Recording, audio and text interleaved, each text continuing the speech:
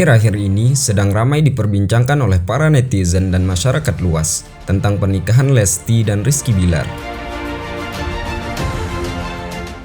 Pasangan yang akrab disapa Leslar ini sama-sama melepas masa lajangnya pada bulan Januari tahun 2021 secara siri atau pernikahan yang tidak tercatat di KUA. Hal itu disampaikan langsung oleh Lesti dan Rizky melalui kanal YouTube Rans Entertainment milik Raffi Ahmad pada tanggal 21 September 2021. Kemudian Leslar ini melakukan akad nikah kembali secara legal atau tercatat untuk yang kedua kalinya pada hari Kamis tanggal 19 Agustus 2021 di Hotel Intercontinental Pondok Indah, Jakarta Selatan.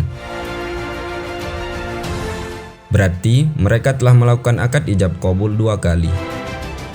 Lantas, akad yang mana yang sah menurut kacamata agama dan bagaimana menurut hukum negara?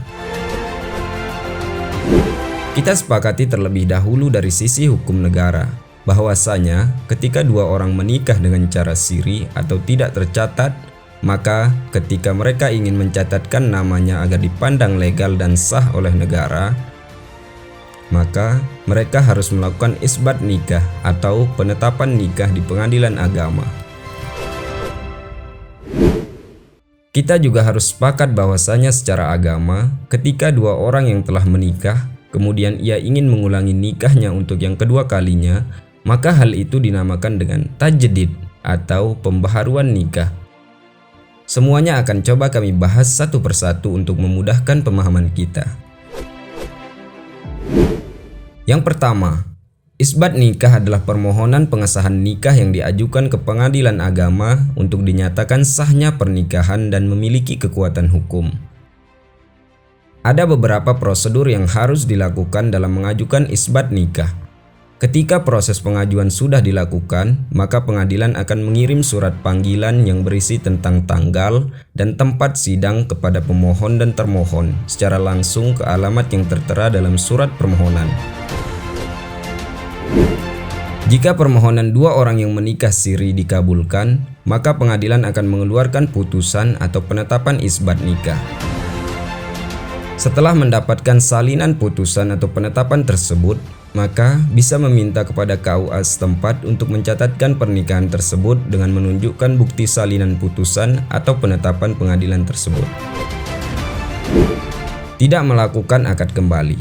Sekali lagi, tidak melakukan akad kembali, karena yang akan dijadikan pegangan hukum adalah salinan putusan dari pengadilan agama. Maka sudah bisa kita ketahui bahwa Lesti dan Bilar tidak melakukan isbat nikah karena melakukan akad ijab qabul sebanyak 2 kali. Hal tersebut sangat disayangkan dari sisi hukum negara.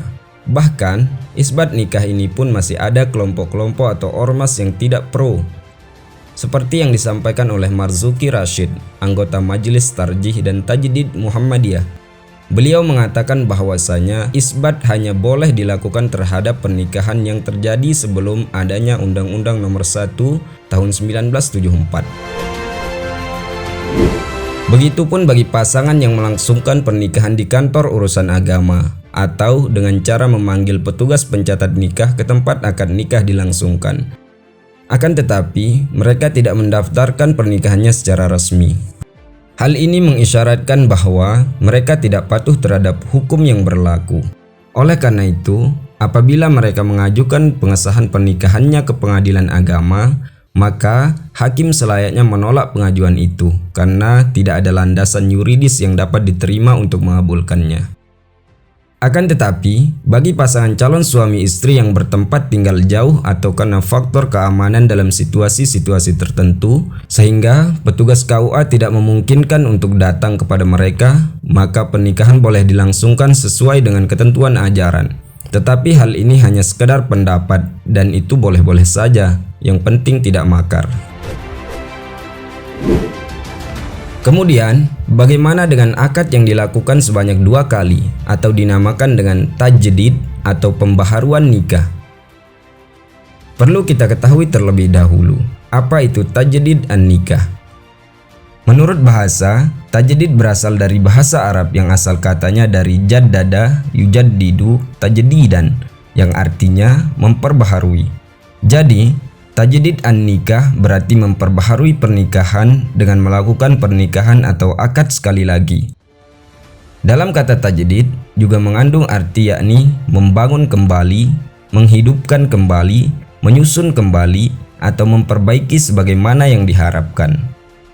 Pembaharuan nikah dari sisi hukum negara juga diakui sesuai dengan Undang-Undang Nomor 1 Tahun 1974 pada pasal 26, yakni pembaharuan nikah bisa dilakukan jika perkawinan yang pertama dilangsungkan di muka pegawai pencatat perkawinan yang tidak berwenang, atau wali nikah yang tidak sah, atau yang dilangsungkan tanpa dihadiri oleh dua orang saksi. Pembaharuan nikah boleh dilakukan dengan syarat belum hidup bersama sebagai suami istri dan dapat memperlihatkan akte perkawinan yang tidak berwenang tersebut. Sedangkan menurut para ulama, menurut pendapat yang sahih atau kuat, hukum dari tajdid an-nikah ini dibolehkan karena di dalam membangun nikah terdapat unsur tajammul atau memperindah sebuah rumah tangga dan sikap ihtiyat atau kehati-hatian dari sepasang suami istri. Sebab bisa saja terjadi sesuatu yang bisa merusak nikah tanpa mereka sadari. Seperti talak yang disengaja maupun tidak disengaja, disadari ataupun tidak disadari. Dan membangun nikah akan menetralisir kemungkinan yang buruk tersebut. Keterangan yang menguatkan tajdidun nikah bisa kita temukan dalam kitab Tuhfah al-Muhtaj, yang artinya sesungguhnya persetujuan murni suami atas akad nikah yang kedua atau memperbaharui nikahnya bukan merupakan pengakuan habisnya tanggung jawab atas nikah yang pertama, dan juga bukan merupakan kinayah dari pengakuan tadi. Sedangkan apa yang dilakukan suami istri di sini dalam memperbaharui nikah semata-mata untuk memperindah atau berhati-hati. Menurut pendapat mayoritas ulama, akad nikah kedua tidak merusak akad yang pertama. Sebab akad yang kedua hanyalah akad nikah yang dalam bentuknya saja, dan hal tersebut bukan berarti merusak akad nikah yang pertama. Pendapat ini merupakan pendapat yang sahih dalam mazhab Syafi'i, sebagaimana yang dijelaskan oleh Imam Ibnu Hajar dalam Fathul Bari. Ada pula ulama yang tidak membenarkan tentang pembaharuan nikah atau tajdidun nikah, tetapi ini adalah pendapat yang kurang kuat, yang menyalahi konsensus mayoritas ulama.